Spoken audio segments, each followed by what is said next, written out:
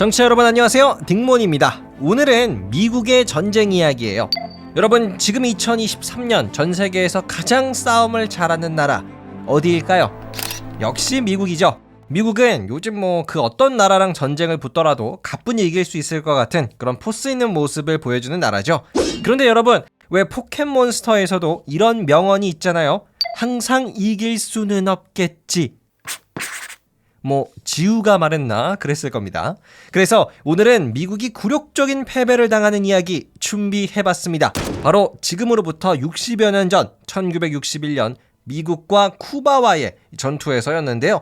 여러분, 쿠바는 원래 오랫동안 스페인의 식민지였던 아주 작은 섬이었습니다. 그런데 1898년 미국은 스페인과 전쟁을 해서 이겨가지고 당시 스페인이 갖고 있던 식민지 괌부터 시작해서 필리핀, 푸에르토리코, 그리고 오늘의 주인공 쿠바까지 다 미국이 넘겨받았어요. 그런데 미국은 갑자기 1908년 쿠바를 독립국으로 만들어줬습니다. 이 이유도 되게 웃긴데요. 미국이 이제 주변국들한테 우리 미국은 식민지 욕심이 없어요 라는 걸 보여주기 위해서 이렇게 쿠바를 독립시켜줬다고 하는데요. 그래서 쿠바는 1908년 쿠바 공화국이라고 해서 엄연한 나라로 재탄생을 합니다. 그런데 쿠바의 이런 기쁨도 잠시, 쿠바에는 사악한 독재자가 등장을 해서 국민을 학살하고 못살게 굴고 나쁜 짓을 많이 했어요. 결국 때는 1959년 피델 카스트로라는 사람이 쿠바에 혁명을 일으켜서 독재자를 몰아내고요. 본인이 쿠바의 권력을 잡습니다. 자, 그런데 여기서 문제가 됐던 게 하나가 있어요. 바로 권력을 잡은 피델 카스트로 공산주의자였다는 거죠. 그는 쿠바의 권력을 잡자마자 쿠바를 공산주의 국가로 만들기 시작을 했어요. 가장 먼저 당시 미국 기업이 가지고 있던 쿠바의 농장, 공장, 그리고 호텔 이런 걸 다 강제적으로 쿠바 정부 걸로 만들었어요. 한마디로 미국의 재산을 쿠바가 뺏은 거죠. 여러분, 근데 미국이 자기 돈 잃고 가만히 지켜만 볼 나라입니까? 아니죠. 지옥까지 쫓아가서라도 복수를 할 만한 나라죠. 과연 돈을 빼앗긴 미국 어떻게 쿠바에게 복수를 할지 오늘의 오디오 극장을 통해서 함께 들어보시죠. 때는 1959년 쿠바, 당시 혁명을 통해 쿠바의 지도자가 된 피델 카스트로. 공산주의자였던 그는 미국인이 운영하던 호텔을 빼앗으려 하는데, 나 피델 카스트로, 저 미국인이 운영하는 호텔을 빼앗아 와야겠다.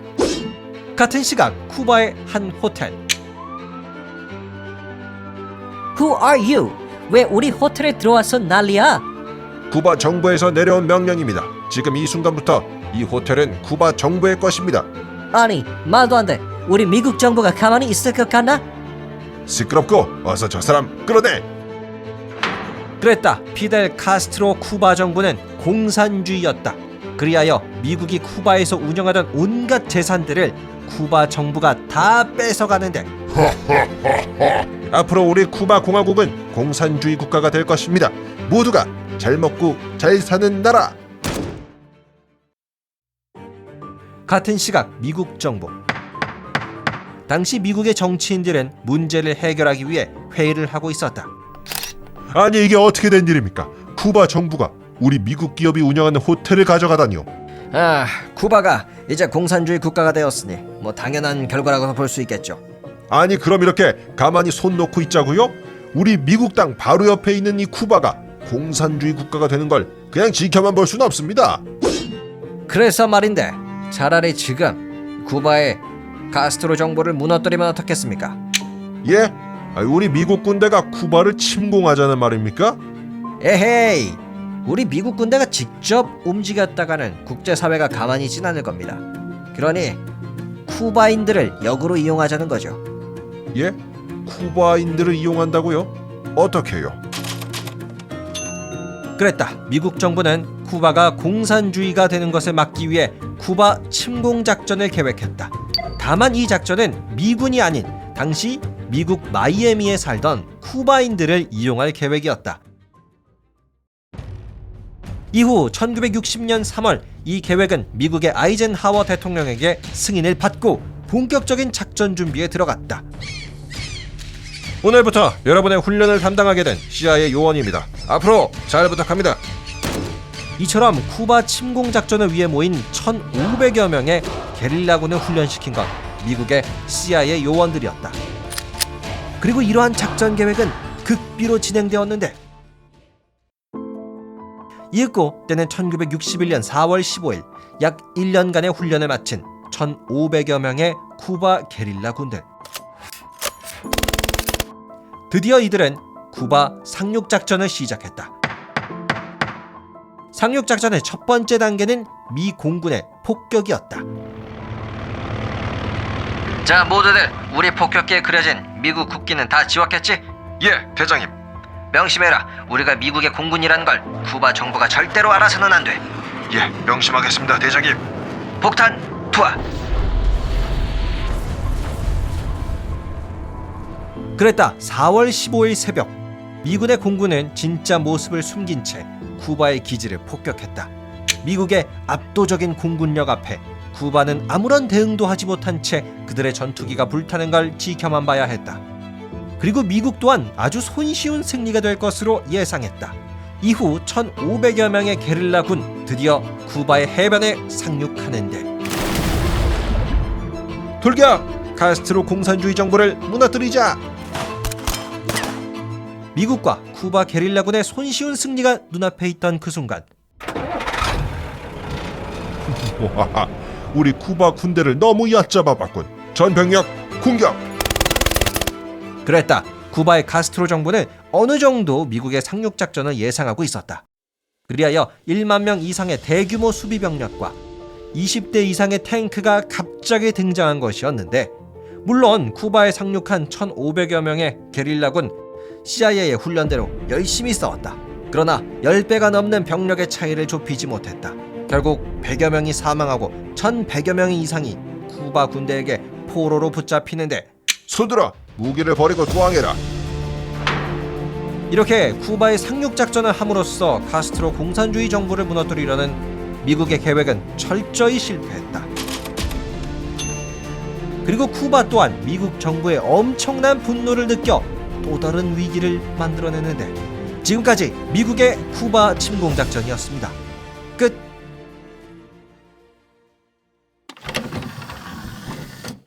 자, 지금까지 미국의 쿠바 침공작전 들어보셨는데요.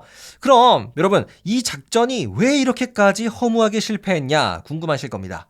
일단은 미국의 신문사죠. 뉴욕타임즈가 이 비밀스러운 침공작전이 시작되기도 전에 뭔가 이슈를 걸고 싶어서였는지 미국의 쿠바 침공작전 계획을 그들의 신문사에 그대로 실어버렸습니다. 네, 국가의 기밀 사항을 언론이 먼저 보도를 해버리는 이런 어처구니 없는 상황이 일어난 건데요. 그래서 쿠바 정부는 미국이 우리를 공격하겠구나 라는 걸 정말 편하게 힘 하나 안 들이고 눈치챌 수 있었어요. 그리고 또 미국의 CIA 국장 있죠. 이분도 이 쿠바 침공 작전이 시작되기도 전에 막 곧 쿠바 정부는 사라질 것입니다, 이런 입방정 실수를 계속했다고 하네요. 그리고 무엇보다 여러분, 이 쿠바 침공 작전이 실패한 결정적인 이유는요, 미국의 그 압도적인 힘, 공군의 힘을 거의 사용하지 않았다는 거예요. 이 쿠바 군대 입장에서 사실상 이 도무지 이길 수가 없는 이 강력한 공군을 미국이 갖고 있었는데, 미국은 이 침공 작전에 자신들이 연관되어 있다는 걸 들키고 싶지 않아서 공군의 힘을 극도로 제한했다고 해요. 자, 이렇게 여러 가지 실수들이 이 상륙 작전에 등장을 하면서 결국 미국은 쿠바와의 간접적인 싸움에서 굴욕적인 패배를 당하죠. 자, 그런데 여기서 아주 신기한 역사적 사실 하나.